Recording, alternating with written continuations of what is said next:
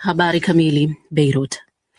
Israel imefanya leo mfululizo wa mashambulizi mapya ya anga kusini mwa Lebanon licha ya kuwepo kwa makubaliano ya kusitisha mapigano na kusababisha vifo vya watu wasiopungua 9. Haya ni kwa mujibu wa vyombo vya habari nchini humo. Shirika la habari la serikali NNA limeripoti kuwa watu 3 waliuawa katika mashambulizi dhidi ya mji wa Araba Salim katika eneo la Nabatie kusini mwa Lebanon.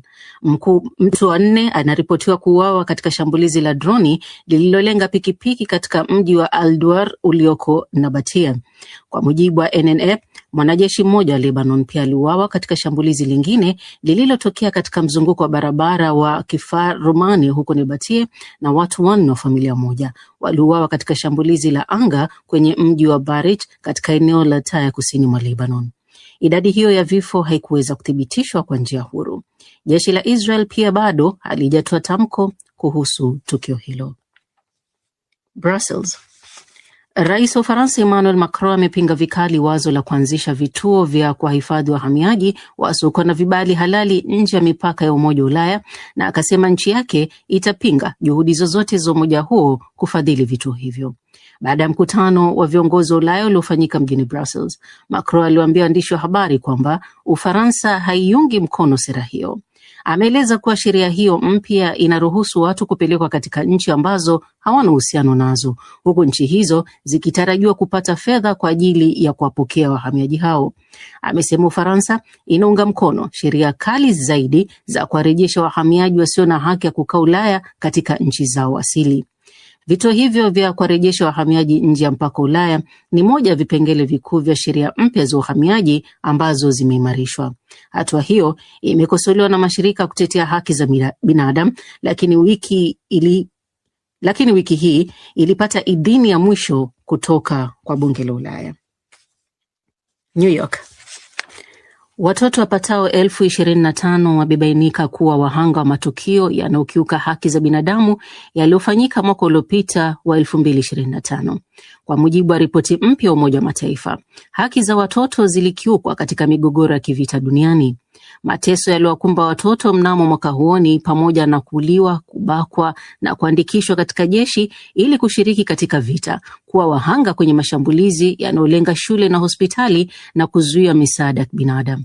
Katibu mkuu wa Umoja wa Mataifa Antonio Guterres katika ripoti yake ya kila mwaka iliyotolewa wiki hii amebaini kuwa kwa mara ya kwanza wakiukaji wa kuwa haki za watoto ni vikosi vya serikali kutoka nchi 8 na makundi 67 ya waasi na wahalifu wenye kumiliki silaha kutoka kwenye nchi 8. Umoja wa Mataifa umesema umethibitisha watoto 6,607 walisajiliwa kushiriki katika vita, idadi kubwa zaidi ikiwa nchini Jamhuri ya Kidemokrasia ya Kongo, Nigeria, Haiti, Somalia na Colombia. Vilevile, vijana 5,229 walitekwa nyara hasa katika nchi za Nigeria, Kongo, Somalia, Myanmar na Msumbiji. Unaendelea kusikiliza taarifa hii ya habari za ulimwengu kutoka DW mjini Bonn. Khartoum. Mjumbe maalum wa katibu mkuu wa Umoja wa Mataifa kwa Sudan Peka Havisto amewasiliana kwa njia ya simu na kiongozi wa kikosi cha wanamgambo wa RSF Mohamed Hamdan Daglo na kumhimiza asiushambulie mji wa El Obeid ambako inahofiwa kwamba RSF inapanga kufanya mashambulizi hivi karibuni. Kwa mujibu wa msemaji wa katibu mkuu wa Umoja huo wa Mataifa Stefan Dujarric, Havisto alisisitiza umuhimu wa kupunguza mvutano haraka huko El Obeid na kuepuka hatua zozote zinazoweza kuzidisha hali mbaya ya kibinadamu ambayo tayari ni ya kutisha, pamoja na kuweka maisha ya raia katika hatari zaidi.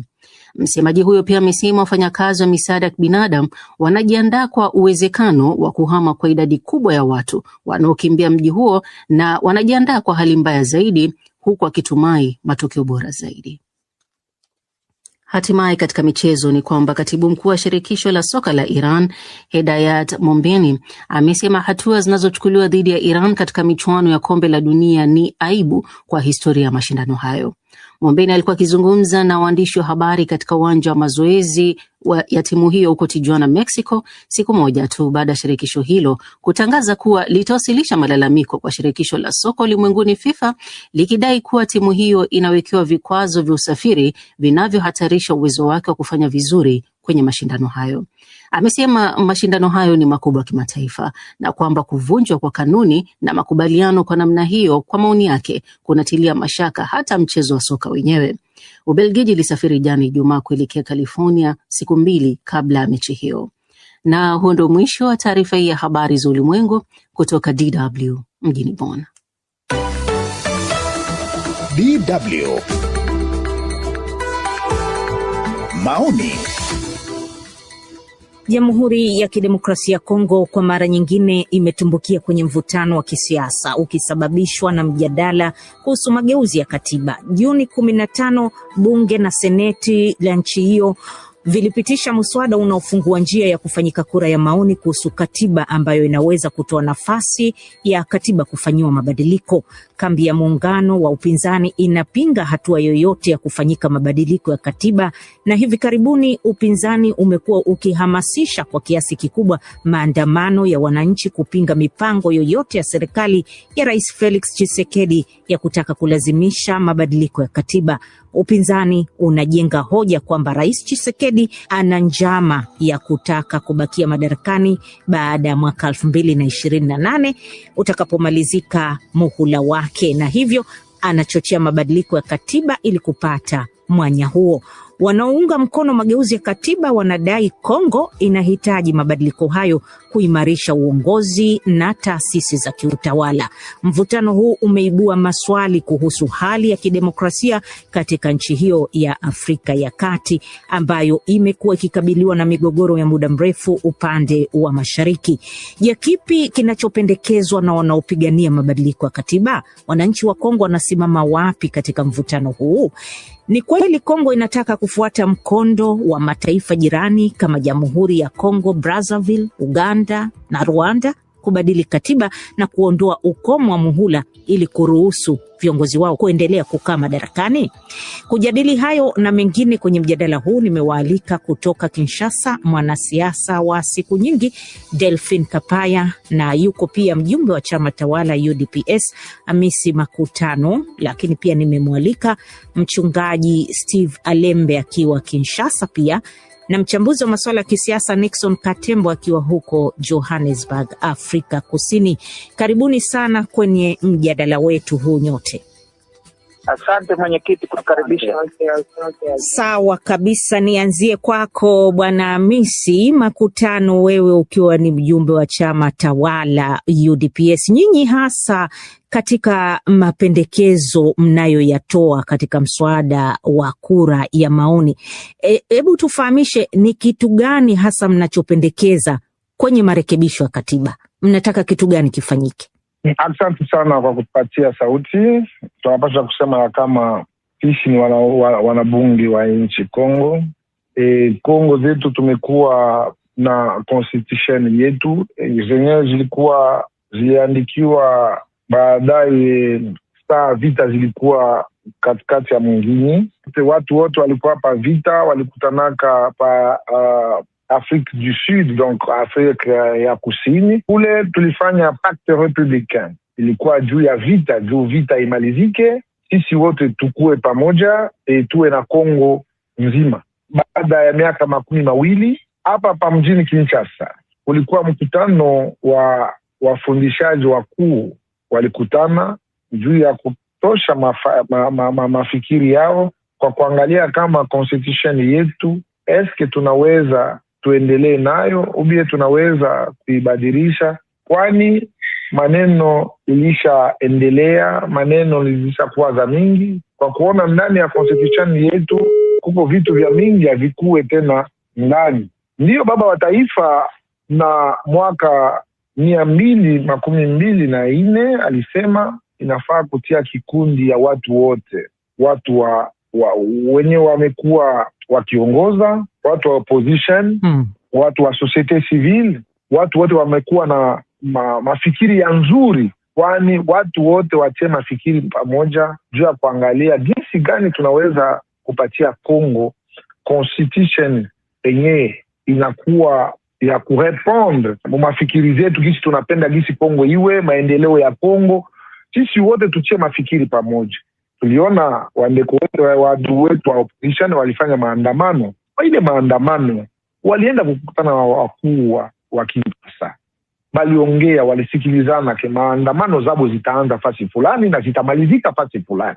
Ne ile ya mshangazo ya kuona ya kama watu wamesema wamesema kwa jina ya population, mamlaka zote ni za population.